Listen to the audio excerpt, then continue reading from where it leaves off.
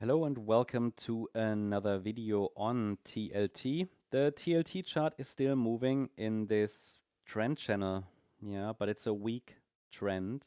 We don't have any impulsive price action from any of the recent lows. So in the last video update, I shared with you that this move to the upside is likely only a 3-wave move up. So we did not get 5 waves because the price broke below the initial micro support.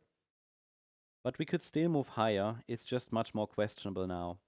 So for example, if this is a 3-wave move, which I assume it is, then it could be a wave 1, and this here could be a wave 2, and we might be working on wave 3 next,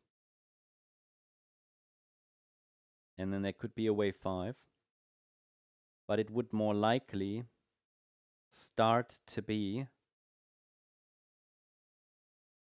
part of wave C in the white scenario.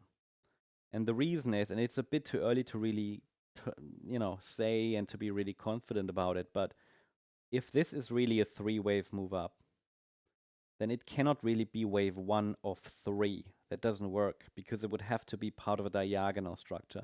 And the third wave can never be a diagonal structure. Now, okay, we can say maybe we keep it on the chart because, I mean, in this universe, there is probably a way to count it as a 5-wave move, and we are on a pretty small time frame, so there might be distortions, okay? And I mean, I will not rule out that it's 5 waves, but it does look pretty much like a 3-wave move. I think I shared with you in the last video how to count it. So I would lean towards white, and it also means that the bullish count is becoming more questionable if this is not a clean 5-wave move. But as long as we are holding above this red line, which I shared with you at 85.76, which we're doing right now, and specifically, and that's even more important, above the 85.50 level, the swing low from the 16th of June, I would still watch for higher prices because we could be working on wave C here, and wave C is a diagonal in which wave 1 is a 3-wave move. That means the third wave would also have to be a 3-wave move. So this is how we can track the move higher more directly with 2 key levels to watch there below, previous swing lows. And then don't forget we also have this trend channel that is currently being respected. This move has become quite complex without a real breakout, but a lot of overlapping and choppy price action. So while I can still watch for higher prices, it obviously means that at some point we now need to see really a breakout to the upside, or this is hardly a third wave. So still valid. I would say below these 2 levels, if the price breaks below them, we will have to take a step back and really think about what else it could be.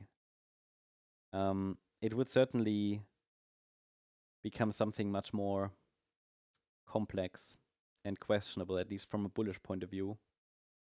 Because if we look at it in context, if this is a wave 1 to the upside or an A wave, so something bullish which topped in May, then if all of this is some kind of a correction in a still bullish scenario, it becomes really, really complex. So yeah, it would just be a bit questionable.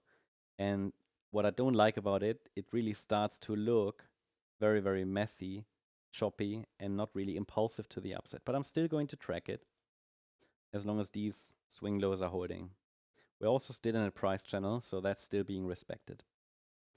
What I can tell you is if we really break below these 2 levels there, then I think, well, there are probably some previous swing lows here which will be relevant for support. I mean, specifically this area here, I'd say around $85. But really, we will then be left without any immediate bullish setup, I would say. So be careful if that happens. Then we would have to look at the chart, reevaluate at least the microstructure. For now, the price has moved higher from our support area, which is good. It's just not really broken out in an impulsive way. So I'll keep you updated. Thank you very much. Bye-bye.